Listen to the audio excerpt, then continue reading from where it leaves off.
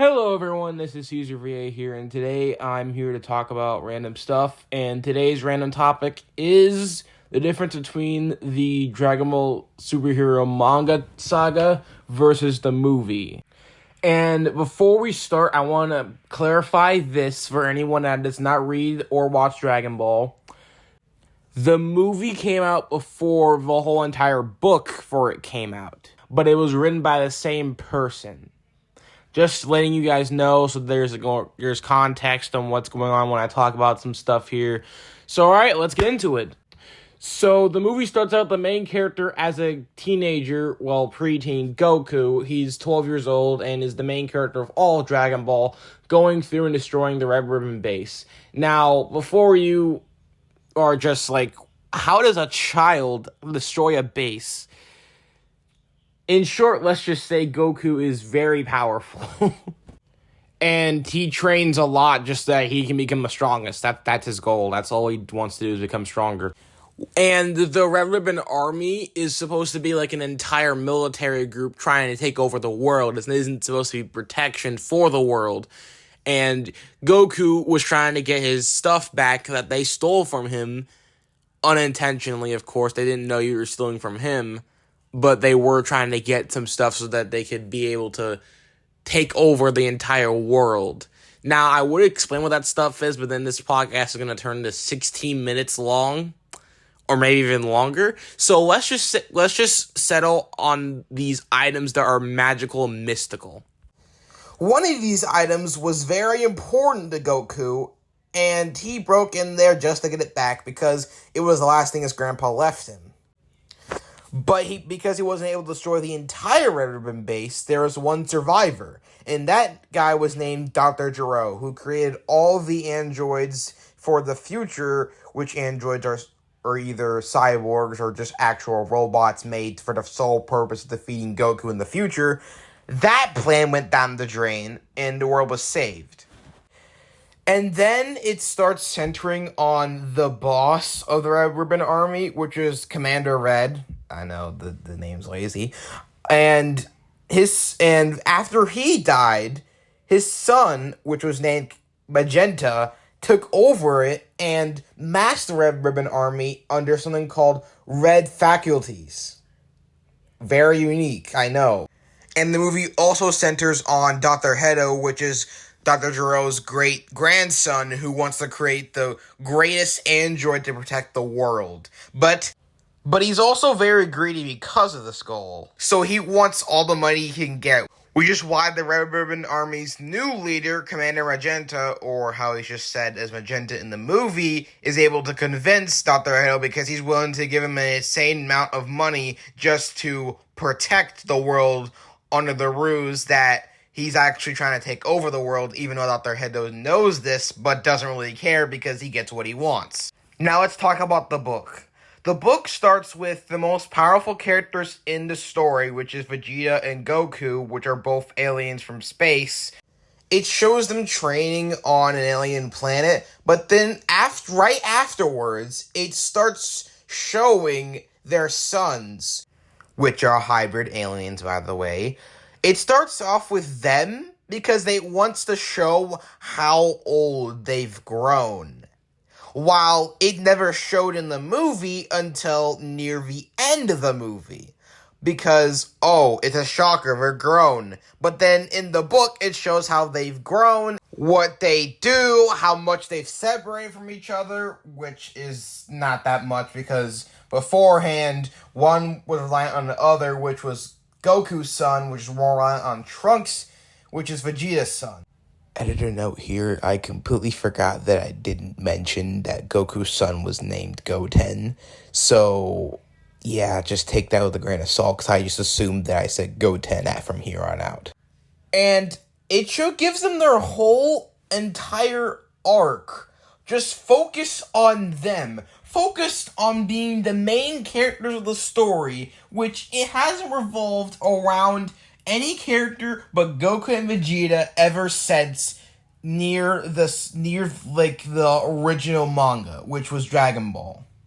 Or in the anime, it would be Dragon Ball Z, which was supposed to be the end, but then money came in, etc., etc. You probably get the point from there. So in short, they like turn into superheroes, and then, oh wow, they're very powerful. They take down supervillains. They have transformations.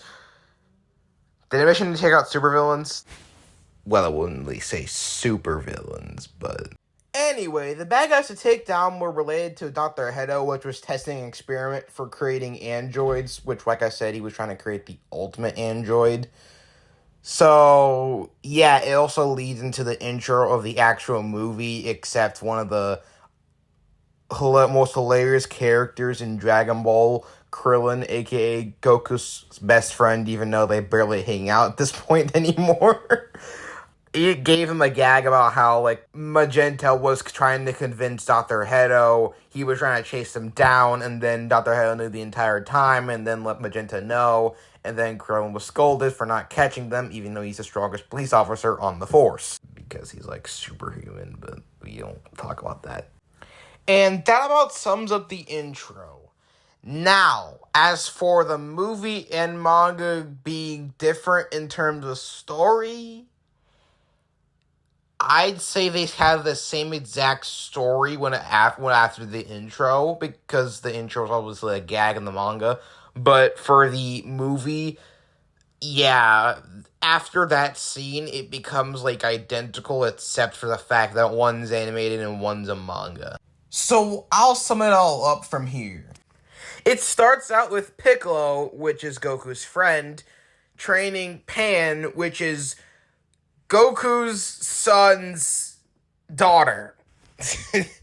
Yeah, at this point, his eldest son, Gohan, has a daughter, which Goten is his youngest son, which that's a whole nother explanation that I don't want to get into.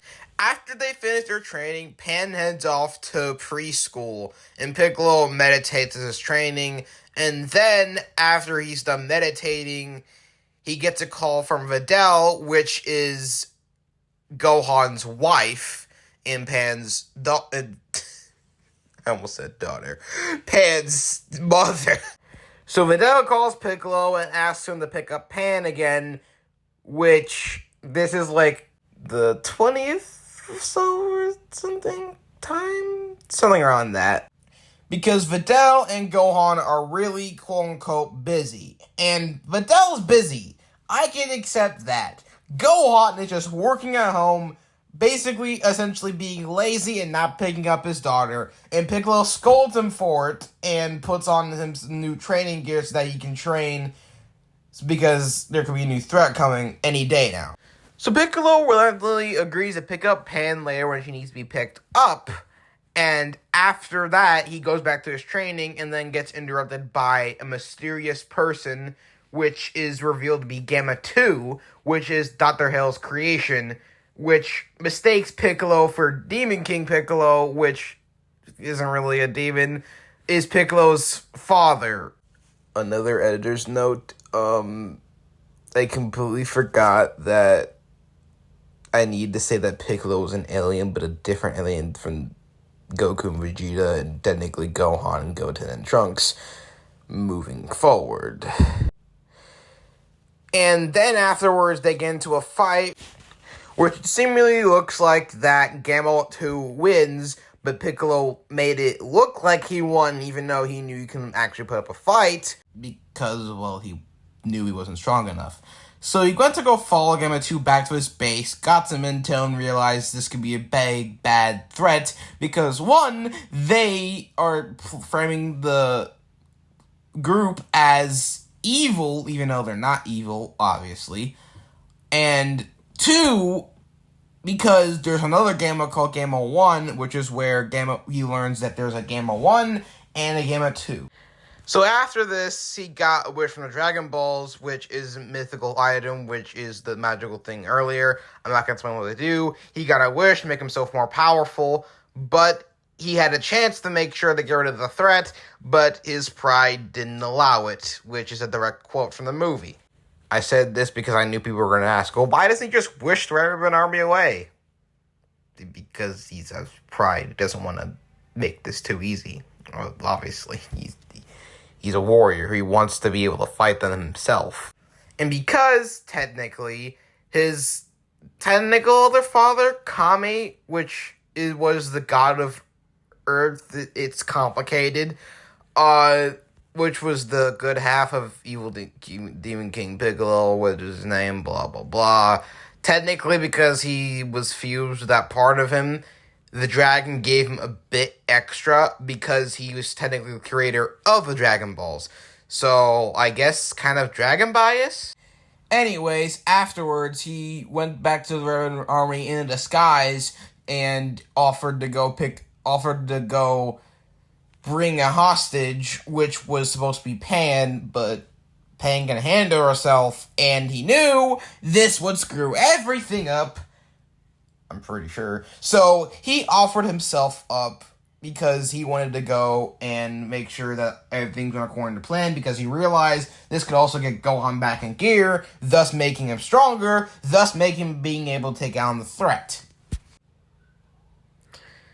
At this point, I'm just going to say my thoughts on the entire Arkham movie at this point, because I'm starting to get a little bit tired. So I'm going to make this rest of the summer short. Gohan came, tried to save his daughter, took down the big bads, got stronger, same thing with Piccolo. He took advantage of that bonus that he had, transformed again, and together with the help of Goten, Trunks, Krillin's wife, Android 18, they all, and Gamma 1 and 2, Gamma 2 sacrificing himself to stop the threat, which was Cell Bax, which was supposed to be an advanced version of Cell, which was another android that Jerome made. Long story, not gonna get into that. They took him down, everyone was happily ever after. But not for the manga. It doesn't end there. And because I don't want to go into a spiel on how good the manga is, and because I really just don't feel like it right now, I'm just going to say this. The manga ending was spectacular. I loved it. It was probably the best thing I've read in a while, because it was really good. So basically what happened is, because people kept theorizing after the movie, people were speculating, what if Gohan fought his father now with his new power, because Goku is extremely powerful now. They finally did fight, and it wasn't like fan service. This is like an actual scene that's the fight. Goku actually reintroduced himself to Pan, which was great, and it also ended with Piccolo saying goodbye to everyone, which was symbolic because the author of the entire Dragon Ball continuity had died, with the series isn't over, because people want money and people want Dragon Ball. And if I'm being honest, they already set themselves up way too far ahead, because they had pre-written stuff before the author had died. So, yeah, they kind of rid themselves into a corner on accident because the author died, but now they need to wrap things up. So, if I'm being honest, they probably won't just end it there, which I'll be dying laughing if they do, but like most people will be upset. So, yeah, it's not over yet. But anyways, thank you for listening to this podcast. I did not intend it to be this long. It's gonna be 14 minutes. Thank you for listening to me yap as I express about something I love, and I hope you enjoy more podcasts to come. Caeser VA signing out.